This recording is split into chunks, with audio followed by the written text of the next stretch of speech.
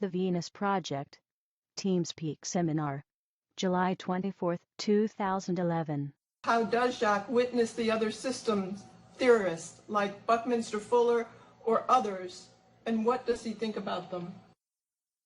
I don't know enough about Bucky Fuller's social plan.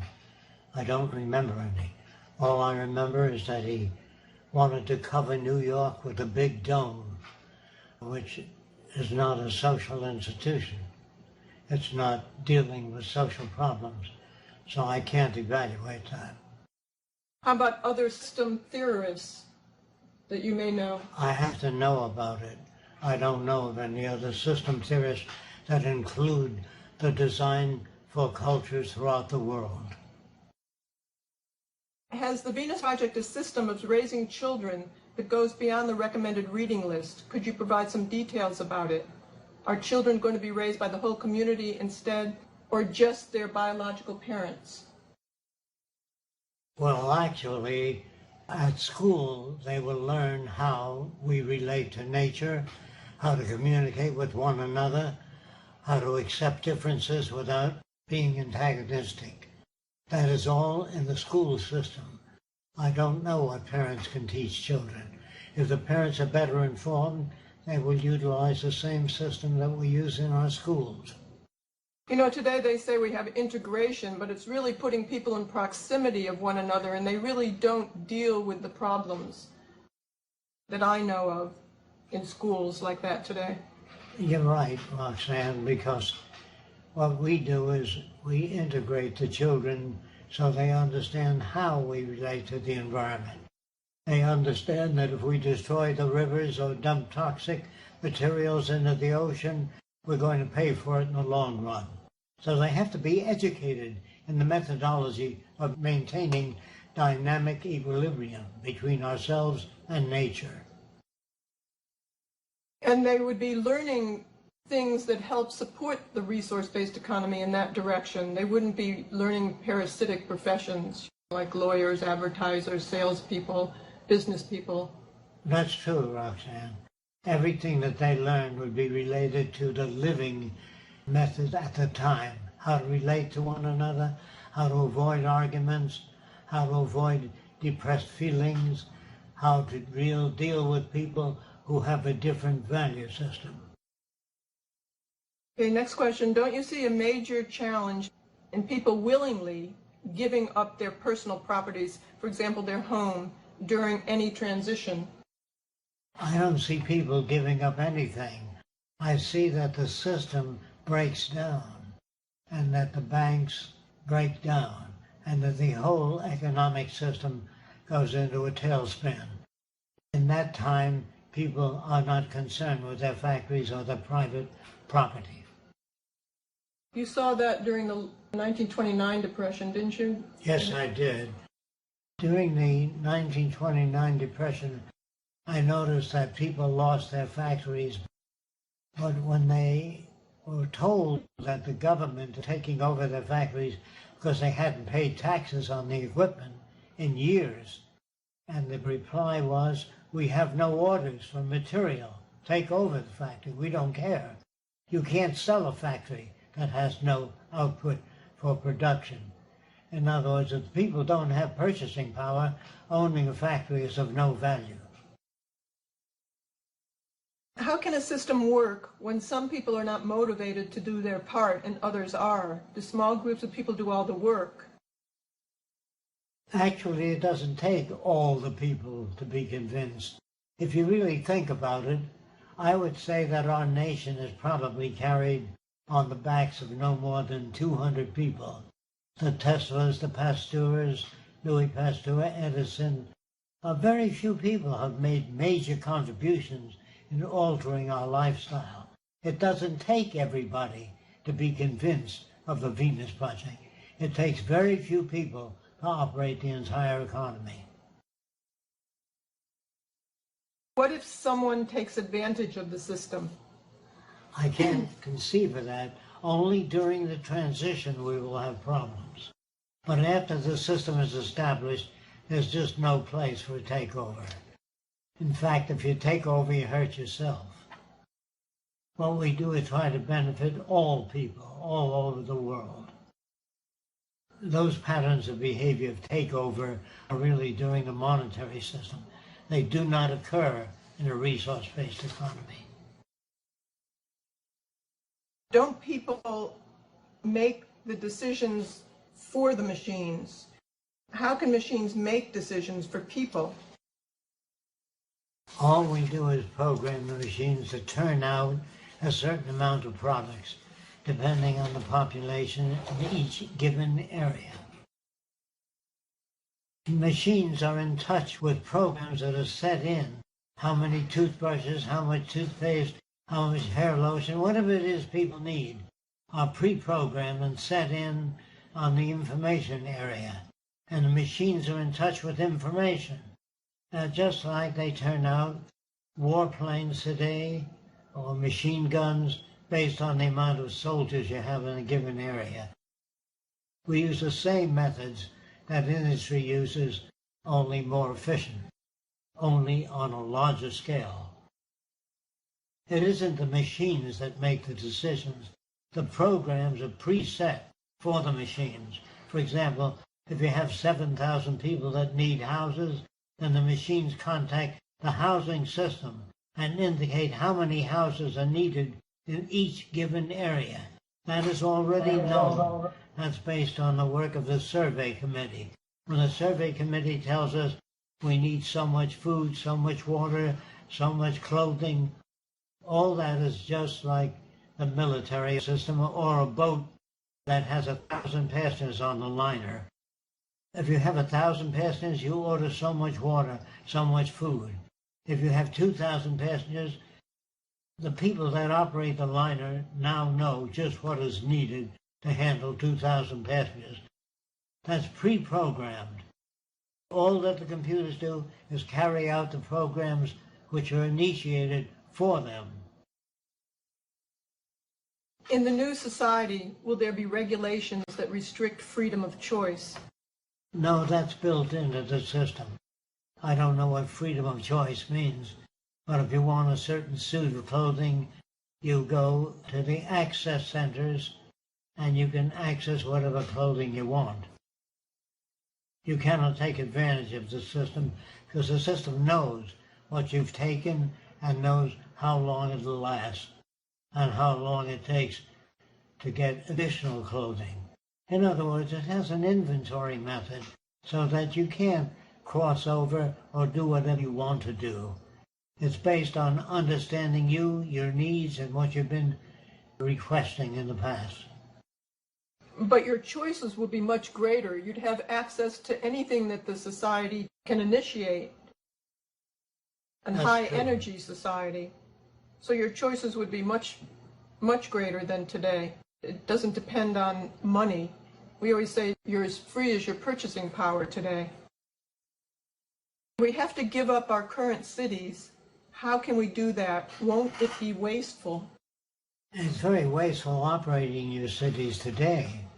In other words, they are so complex with each set of windows different on each house and each architect designing each building, which is a tremendous waste. And the city just spreads out inefficiently. And of course, if you have a conventional city, if you have to make changes in the transportation, you have to really drill new tunnels under the city. A constant revision and adaptation process would be required to maintain the old cities. It's much cheaper to level the old cities, keep some as museum cities, so that the future can look back and see what it was like living in the old cities. But I would say it's cheaper to mine the old cities for glass, steel, metals, whatever materials we can get from the older cities. The new cities are very different design and utilize much less energy to operate. If people are a product of their culture, the monetary system, then how can we change our thinking? You don't change your thinking. Your thinking is changed by television programs, by news programs. In other words, all the programs in the future are designed to enable you to function better in the new society. How can we describe the Venus Project to people in a way that is relevant to their current life? Well, first of all, they have to face difficulties. They have to agree that politicians cannot handle problems. They have to meet a certain amount of restrictions before they even concern themselves with social change. What is your position on art and music in the Venus Project when it's initiated? I have no particular position. Whatever music people enjoy will be forthcoming. And whatever art, there'll be many art exhibits throughout the world. And if the public likes particular kinds of art, they will select it. If they don't, they'll reject it. So the art world depends on their creativity, what they've got to offer, and what society needs at the time. There'll probably be a broader range of that as well, because people would have access to learn how to draw or how to make pieces of artwork or how to play musical instruments. It'll be accessible to them, plus the training. Well, the newer type of musical instruments will be far greater, and the range of music and the sound systems will be far better. So your options are enormous in the future in art, music, playwriting, or literature. I've heard you talk about music in relation to how the body reacts to sound. Could you talk about that? It will be more of a study of acoustics and sound systems and how the body reacts to it rather than composing music.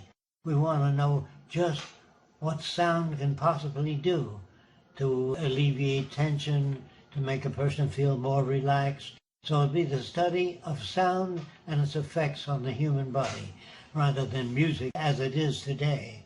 That has to do with your conditioning and the style of the music in the region that you live. All those things have to be taken into consideration. It isn't music that you're studying, it's the effects of sounds on the human body. Renderings of the cities, of your latest cities, show a train going through the center dome. The question says, I think the train would make much noise going through the city. Apparently, you're not familiar with noiseless trains.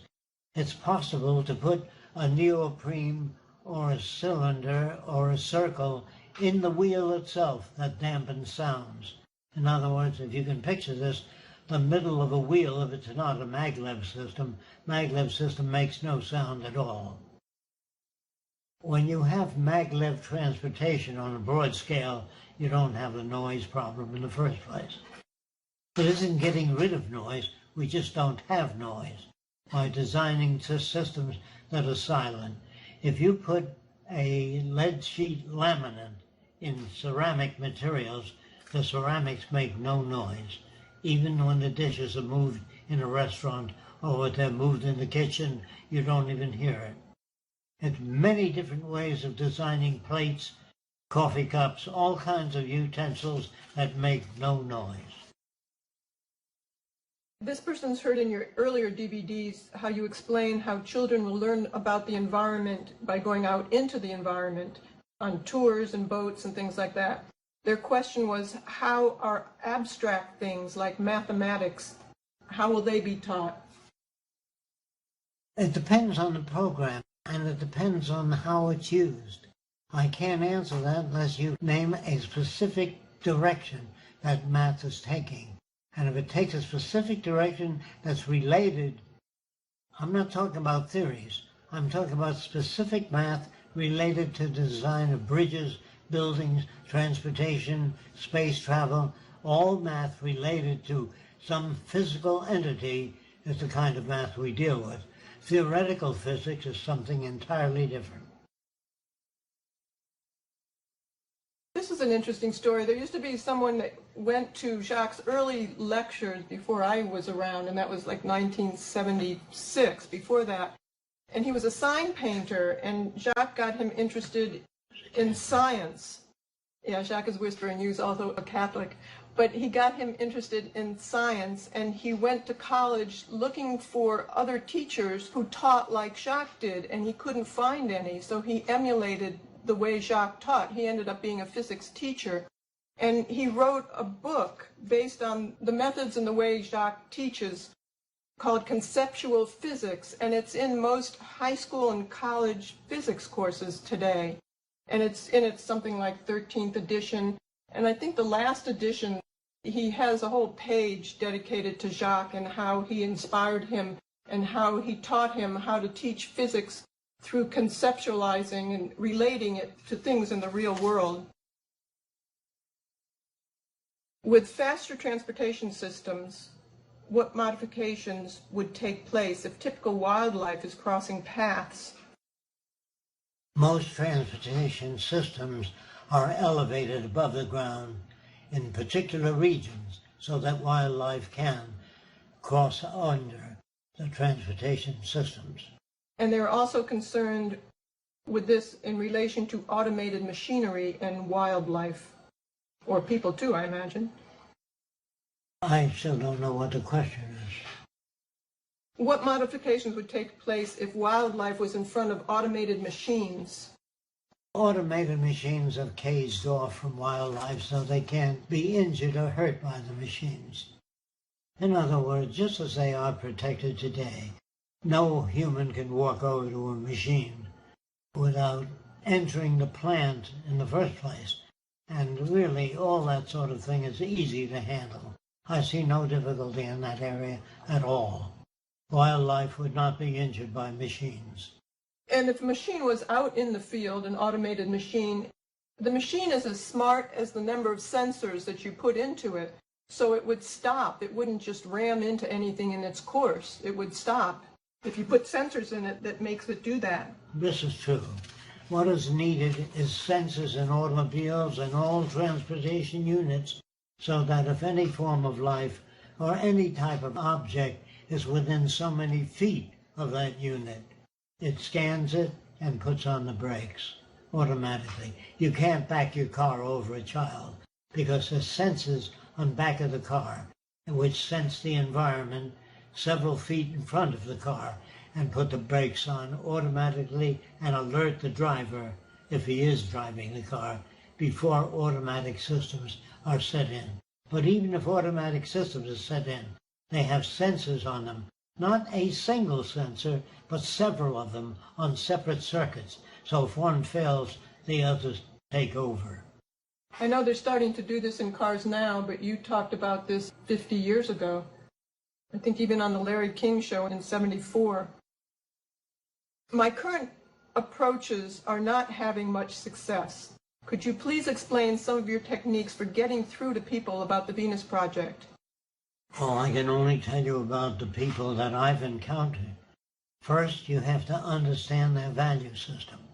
If they're religious, see, you have to give me an example of the kind of person. Let's say they're very religious. Then I quote the Bible in which it says, "Thou shalt not kill. Love your enemy. If a man strikes you, turn the other cheek." That all people are brothers and sisters. If they pretend to go along with that concept, then you don't have a problem.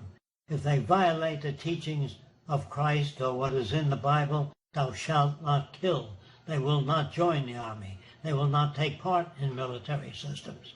Apparently, I've never met a Christian, that is, one that behaved that way. And other techniques for people who aren't religious, trying to get through to them? You have to know their values, where they're coming from, and then you have to use a referent, a physical demonstration wherever possible. If you can demonstrate shape memory alloys or materials that they know nothing about, then you can talk to them about application. But if you don't share or demonstrate something, if they have no reference for what you're talking about, they will not understand you. You have to have a physical reference for what you're talking about. What would the Venus Project do with excess nuclear weapons, assuming there are any left? We would do a lot of research on how to break them down and how to find other uses for that material. But that would require a great deal of research to find out how to use nuclear materials in whatever state they're in. I've heard you talk about an interesting application in terms of purifying waste in hospitals? Well, we can make cylinders under the ground with some of the nuclear waste, and as the contaminated fluids flow through the pipe, they are sterilized. We can use that deep underground so that it does not affect people. Now we can use much nuclear waste for treating sewage and other materials that may possibly contaminate the environment. But that requires specialized research, and in the future we will do that kind of research. If circumstances remain similar during the transition, would sea-based infrastructure be preferred in places of overpopulation like Tokyo? I would say that most of the sea-based cities are really there to clean the ocean environment and restore it to as near a natural condition as possible. And the cities in the sea would house students that are studying marine sciences, and that is to coordinate them all over the world, and how to remove toxic and waste materials from the ocean. The United States Army, some years ago, about 45 years ago, dumped 67 tons of nerve gas off the coast of Miami. So soldiers who just say, yes, sir, are not really there to defend the country. They don't even know what national defense means. National defense means bridging the difference between nations so you don't have to kill people to bring them around. In other words, armies and navies will be dispensed with. There'll be no such thing as the Pentagon in Washington. There'll be a bureau there that is comprised of problem solvers, how to deal with the many problems we have, not how to fight or kill or destroy cities or design weapons of mass destruction. That system will be phased out entirely. We are not civilized yet. Once sufficient understanding of genetic engineering was attained, would or could we genetically engineer plants, animals, ourselves, and our children? That's a very difficult subject because it depends on how far into the future. Only when the effects of genetic engineering are understood, the negative effects and the positive effects, so we can make an intelligent choice. We can't make an intelligent choice just by splicing genes and trying to affect food. We don't know the long-term effects. So in the future, very careful studies will be made before we use genetic splicing. With virtual and augmented reality becoming more advanced, would these technologies be used to interface with the environment? They'd have to be used to interface with the environment. We cannot afford to take any chances with new materials and new techniques. They'd have to interface with the environment, and all of the lethal or detrimental effects would have to be phased out before they are utilized. I think this person was just talking about virtual into the environment. Well, I guess you took care of that. I assume that the oceans can provide for more people than land can, so would it be out of the question for the major population centers to be in the oceans, or am I correct at that assumption? Well, you're many years into the future, because what we have to do is learn how to cultivate food in the sea. In other words, we will have various designs of platforms that are supported in laminated form under the water. And we would grow and do research on new edibles that can be grown at sea and nurtured at sea. Sea farming will become a major system in the future for taking care of human needs. Of course, we must maintain a population in accordance with the carrying capacity of each environment. And once we do a statistical study of the carrying capacity of the Earth's resources, we must maintain a population that's in accordance, in near perfect accordance with the carrying capacity of the environment, not the opinion of some architect or senator or Congress. All those people make decisions based on practically nothing. They really know nothing, and they have no capability. I know of no politician that ever made a contribution in the growth of food, electric transmission of high-powered transmission with less losses. I know of no contribution made by any politician in human well-being. If certain drugs or substances like LSD were found to have psychological benefits, would their use be permitted? If they're found to have benefits, yes. Okay, why do you put so much emphasis on technology? In my understanding, technology is neutral. A knife can be used for making a sandwich or killing someone depending on the motives of its bearer. If you turned off today's technology, the dams and power projects, the lights would fail, food would spoil in the refrigerators. You need high tech in order to operate any advanced civilization. The only way you can create abundance is through technology. This person is asking if you just need to change the values, or why do you put so much emphasis on technology? It's really both that we need. But even if you had the most ethical people if they developed and people who had developed value systems, but you had no resources, you'd end up with the same problems that we have today, the same antagonisms, lying, stealing, cheating. It's the environment that shapes our behavior and shapes our values. So you can't have one without the other. You have to have the technology that supports abundance. That's what the religion is today. They superimpose a value system that doesn't correlate with the environment. They put up signs, "Do not steal," but as long as few people control most of the wealth and the resources, you're going to have stealing and cheating no matter how much they go to church. Maybe not for themselves, but for their children. And if you did away with high technology and machinery, you'd go back to slavery. George Washington had 300 slaves. Think about that. The guy would be run out of town today. So it's only through technology that we can bring about a world of abundance for everyone.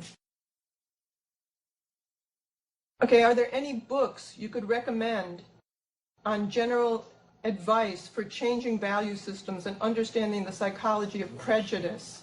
If you look at our website, we have a list of many books that are available that'll give you specific information in specific areas like communication, language, the history of civilization.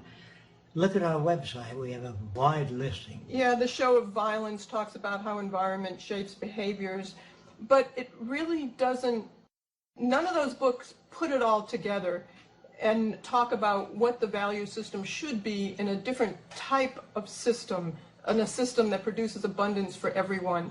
This is where they really fall short. They don't pose an alternative direction and the values that support that. So I would say read Jacques' book, The Best That Money Can't Buy, first, and get some of the lectures. If you can't afford it, we have a lot of things up on the Venus Project YouTube channel. And if the team purchases some of the material and shares it with other teams or other people that help support the project, plus you can learn more about this direction and the types of values that would be most constructive in a resource-based economy. Remember that even the values are changed as our technology moved on. We have no fixed concept of the ideal city. We are not utopians. We believe that no one can design the ultimate city or the ultimate laptop or computer. They will always undergo change. There are no final frontiers, no best way of doing things. There's the best way we know of up to now. On your basic lecture CDs, you explain how you taught your kids to count using dots. Could you explain it again? How did you do it?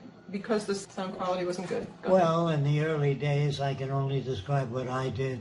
I would just put 2 dots down and ask my son or my daughter what they see. And they say, 1, 2. I see 2 dots. I said, you don't have to count them. You can see there's 2. And if there's 4 dots, you can say 4 dots. And then I could go up to so many dots by slowly increasing the amount of dots so the child could look at it and at a glance say, there's 20 dots without counting them. And that's the way you do it. In other words, do it gradually. Start with 2 dots, 3 dots, 6 dots, so the child the 6 dots right away, 10 dots right away without counting them. He can learn to do that if you gradually increase the amount of dots. And some children go up to about 30 dots without counting them. And I'm sure you can exceed that too. Who would make decisions, and how do they arrive at them? No one makes decisions in the Venus Project. They are arrived at. In other words, if you don't understand that, if you want to know how long an object can last in a rotational field, like where they make tires, they put the tire against a concrete wheel and it turns for so long a period. That's how they can say that this tire is guaranteed for 3 years or 10 years by testing it. And the Venus Project puts every concept to test. In other words, before we build a dam, we study what are the positive effects of that dam on society and what are the negative effects. You have to have a negative and positive study of any project before you even begin the project, the benefits and the negative aspects. Okay, Jacques talks about establishing the population through education and voluntary birth control. Could you expand on this concept? Yes, if you know that so much land, arable land, and has to have so much water to support a population of a given size. So you just don't build a city. You build a city based upon what the area can provide. If transportation for goods and services are too far from the city, you expend a great deal of energy wasted delivering the goods to the city. So the city should be taken into consideration all the surrounding elements of production centers and everything else. How much energy does it take to bring material to that city? The whole thing has to be evaluated. And the concepts that you would discuss in terms of reducing population? Well, that would be the population has to be maintained in accordance with the carrying capacity of the environment. How do you educate people to that concept? Just the way people who know the concept are educated, through films, diagrams, charts, and tests. You had a story once which was good, the dynamic equilibrium, explaining that. Oh, well, that's It's difficult. harder without a drawing, though. Yes, very difficult. Okay. We'll leave that one to drawings. How long do you expect an intervening transition period will last, and how will this be managed? First of all, Fresco and Roxanne have no power. It's the population. If people in large groups demand that the Venus Project or the resource-based economy be installed, it will. It depends on the work you do, and we work constantly, every day of the week, without vacation. So it depends on how much work you do to inform people as to the benefits of a resource-based economy.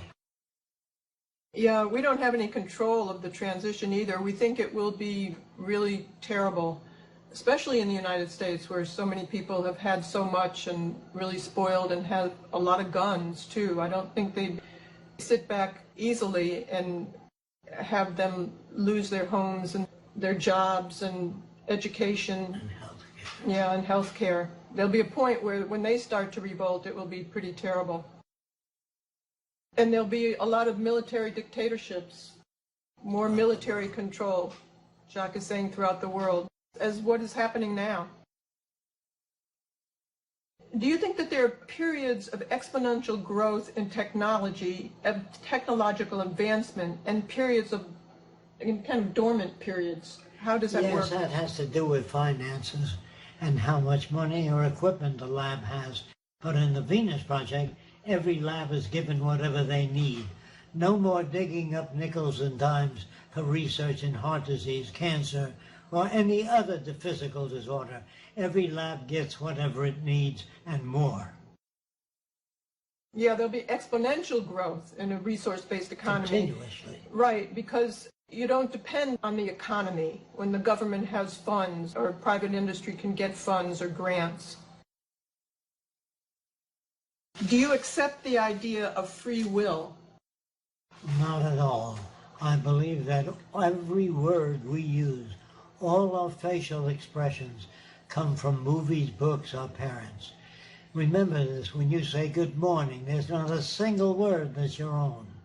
Every word you use, your mannerism, Happy New Year, have a nice weekend, all those statements are pre-designed. There is no free will, there's no evidence of it. An Indian never looks at a wigwam and says, hey, I think I'd like a wigwam of stainless steel. He can't say that. It's not within his experience. No Eskimo would ever say, I'd like 3D TV equipment, and I'd like a laptop computer. An Eskimo doesn't have that within his frame of reference, so he only reflects that which is available in the environment. When an American Indian thinks of heaven, they call it the happy hunting ground, where there's lots of animals, lots of straight pieces of wood to make bows and arrows with. They can't think outside of that, of what they've been exposed to. I'd like you to think about that, toss that around. People cannot exceed their environment unless they travel. But if you live in Weehawken County all your life, you're a Weehawkenite. Unless you travel all over the world and study different cultures, social anthropology, social science, behavioral science, you have a broader point from which to draw references from. But if you're just brought up in a limited town and you have a grocery store, all that your brain has is groceries and where to order them from. In other words, you cannot exceed your environment unless you travel or expose yourself to many books and literature. What is a university city? All the cities in the Venus Project would be university cities. You never graduate. You always are updated as to what's new. All your television sets have no commercials. They update you continuously of what's new, what's available, and what we have to do to make substitute materials for those shortages. In other words, whenever there's a shortage of material, we have a lot of labs working on possible alternatives. I think Jacques mentioned the possibility of the first city being built in Brazil. Is there something about Brazil that might make this possible? It's only that Brazil has lots of resources, lots of minerals and mining facilities, an ideal climate for photoelectric generators and wind generators. I would say that it could be done almost anywhere. We do recommend that we start the cities in tropical regions where we can get more photoelectric cells and more wind turbines on the coastlines. We'd have to do areas of study which have been completed. A great deal of this work is already done. There are many points on the Earth today where there is continuous wind, and that's where we'll put our electric generators, our wind turbines. In other words, if you do the survey and complete the survey as to where it would be most efficient to locate energy generating plants, geothermal, wave power, wind power, temperature differential, underwater rivers and streams that can be harnessed to generate electricity. There are many possible sources of energy. It is not limited. It's almost unlimited. And if you can tap the sun, the infrared energy and the ultraviolet rays, and many radiant energy forms which we haven't even begun to examine. And also it would be best to have the land flat for the first city, or many of the cities. Yes, it would require too much energy to level land that is not flat for the design of the first cities. We wouldn't want to do that either.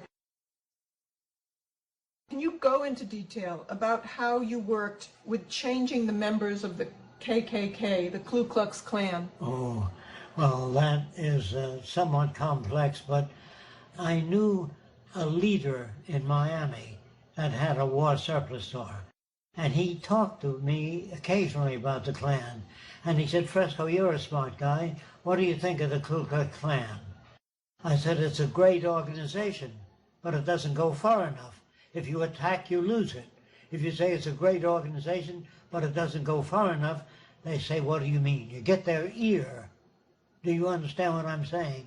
You don't attack any custom or social values. You show them a better system. You try to demonstrate it, a better system of how they will be better off in the new system. Do you want to go into the It was interesting how you worked with the Klan, it's a longer story. Well, I did a lot of animal experiments to show them how animals learn and how people learn, how their behavior is shaped by their culture. Once they understand that, they no longer hate people. If you understand, any child in any country was brought up as a baby in Nazi Germany, they'd be a Nazi if they were only exposed to the viewpoints of guys like Adolf Hitler.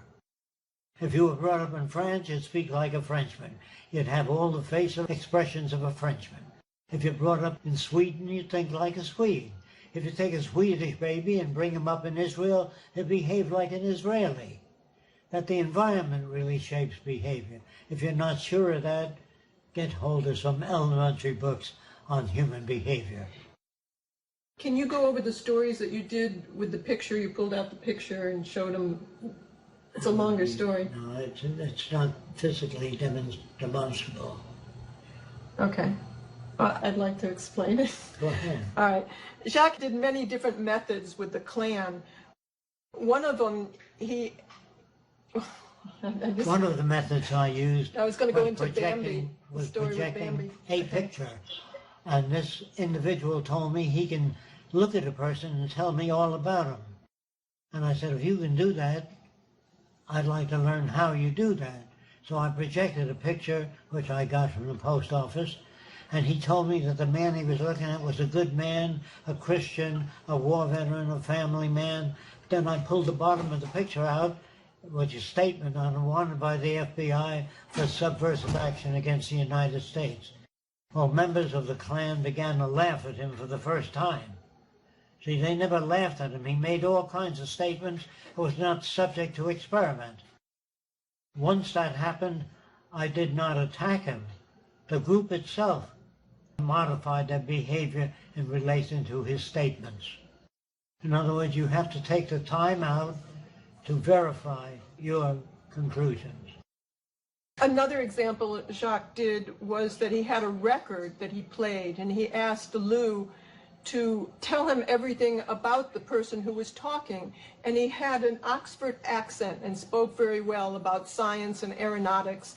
And Lou would go on and say how much he was a very smart white man with glasses and white hair, went to school, very well educated, and went on and on. And after a while, when Lou really dug himself in the ground, then Jacques pulled out a picture of this person talking, and he was a black man raised in England. And so they all laughed at him. They all laughed at Lou. In other words, you have to prove to whatever extent you can, with whatever means you have available, to try to turn people around. Do not argue with people. Present evidence for your views. And then somebody else is asking, what is the immaculate pig? The immaculate pig is a condition which I set up in which I conditioned a pig to put dirty rags into a wastebasket to clean up the environment. And then the pig would change his dirty bedsheet. The bedsheet was covered over 2 rollers and moved like a tractor. There was a wheel at the end, which the pig learned to get up and turn that wheel. That changed his dirty bedsheet. Then I had the pig walk under a hose bent like the letter U, and there were little wires sticking down from the top which scratched the pig's back. He liked his back scratched, so he went up and back about 10 times. And then when he learned to do that, I put a jar of water and soap up so it turned on the shower when he walked underneath it. So the pig took the shower, changed his dirty bedsheet, and picked up all the filth in the environment, put it in the wastebasket.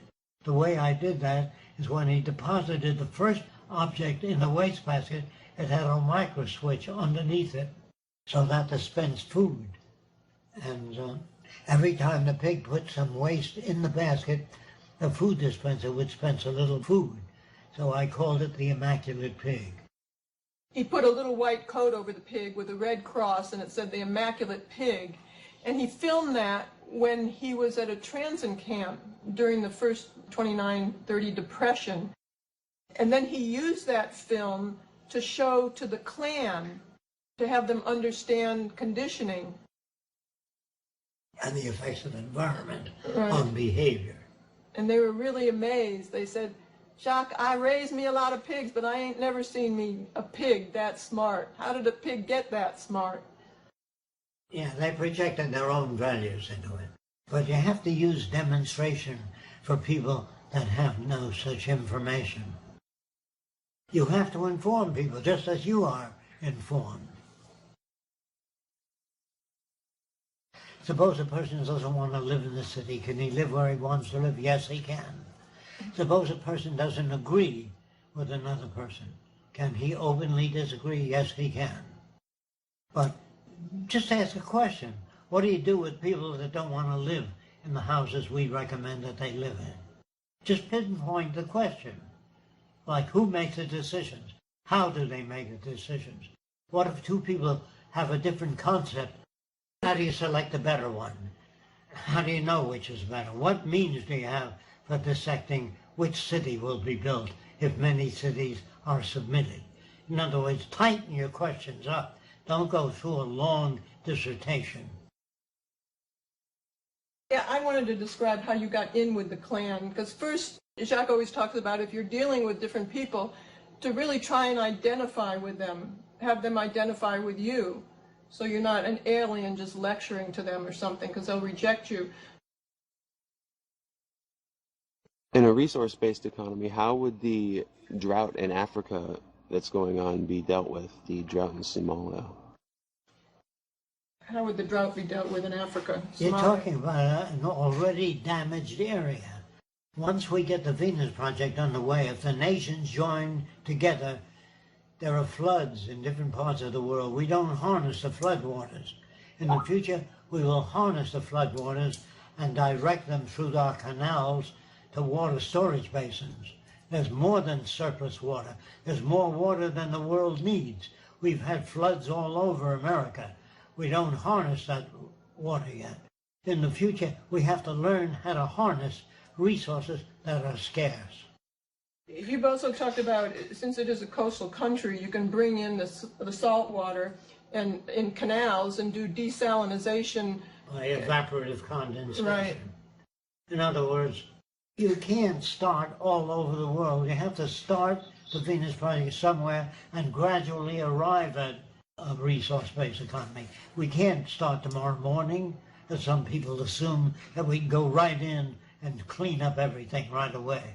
No, this is something that could have been done in 1927 if people were educated. They weren't. And so we have to go through the transition, which will be painful. Yes, and hurt many people. There'll be many people shooting other people. That we cannot control. The transition will be rough. Jacques, you talk about a lot about associative memory in your lectures. So is the ability to make associative memories what defines the intelligence of an individual, or are there other attributes?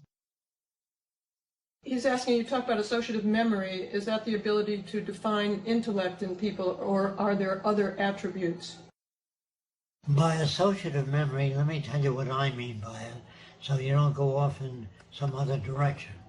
If a woman sees a new flower that looks like a rose, but the only difference is it has black spots on it, if she sniffs it and it burns her eyes and nose for a couple of days, the next flower she sees that looks like a rose, or any flower with different dots or patterns on it, she holds it at arm's length instead of sniffs it right near her nose.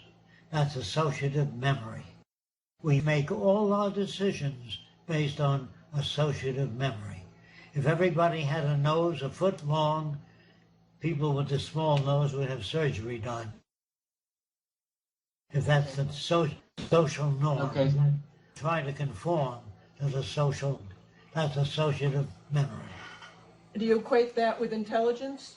No, not at all. An intelligent electrical engineer of 75 years ago couldn't get a job today because his methods would be obsolete. There's no such thing as intelligence because it's an ongoing system. Anybody that's intelligent in any field, an airplane designer of 75 years ago couldn't get a job in a modern aircraft factory because he's too far behind. But then he was called intelligence. What does the word mean? It really doesn't mean anything specifically except that the person appears to have knowledge at a given time. An intelligent person 50 years from now will be very different than an intelligent person today. The word is not useful or descriptive. Maybe a better word would be closer approximations of reality, how much your associations are linked up with the real world. Yes, I would say that would be a better definition. I was thinking it's just because how you separate us from animals is that we can the ability to make more associative memories than animals. Is that how we're separated from animals, that we can make more associative memory than animals? Yes, we can make far more than animals. Animals have simple associations. That's why you condition them with food. If you give them food and put them through a certain routine of behavior, they can learn things. But when it becomes very complex, you can condition animals to complex systems, but you have to know how. And I don't have the time to go into that now, but if you really bring up an animal in a closed system with a bunch of levers and gears, if the animal presses a lever and water comes forth, he presses another lever and food comes forth, he presses another lever and the air conditioning goes on. The animal can learn to press so many levers, but he wouldn't know how to survive in the natural environment. I hope you understand that. Yes, thanks. Hello, I have a question. Jack Fresco was talking about a new language needed in the future, so people doesn't have bad interpretations, a human language. So my question is, if that language, let's say, already exists, does Jack Fresco think it's a good idea to start implementing that language after or before the Venus project happened? It will be installed after the Venus project because all language today is subject to interpretation. You read the Bible and somebody says Jesus meant this, another person no, he meant that. The third person says you're both wrong, he meant this. So you have the Lutheran, the Catholic, the Seventh-day Adventist, because it's subject to interpretation. But the language used by chemists is not. When a chemist talks to another chemist about a chemical formula, it's precise. That's excellent. The question is because there is a new language developed. It's called Logsban. I don't know if Jack Fresco, if you know about Logsban, but it's a new language designed so you can talk to machines, and all the characteristics of this language is very, very similar of what you say, Jack Fresco, about the new language. So that was my question. Is Jack Fresco familiar with this language, and if he thinks it's a good idea to implement that to a resource-based economy? The new language has to be related to the environment. Every word has to have a symbol that is fixed. You have to have a reference to what you're talking about. Instead of saying Happy New Year, do you control the weather? Do you make the New Year happy? All the words we use are a lot of BS because they're just words. If a person goes away for 3 days, he says, have a nice vacation. Why don't you say, have a nice life? Why just have a nice vacation? If you say, have a nice life, you're through with it forever. People talk about a lot of things. Happy birthday. You don't control their birthday. You say, have a nice trip. You don't control the weather. What are you talking about? So people just talk. They have a lot of words, and let me say this, possibly 70% of the words they use have no meaning. What about the language he's talking about that interfaces with machines? It can't be designed until you have a resource-based economy. In a monetary system, it won't work. I have a question as well. Yeah, a few weeks ago I was here and I had asked this, but I'm wondering, in a technology dominance system, how will improvements will work? For example, if a scientist comes up with a new design and no one is in charge of changing things, how will the improvements will occur?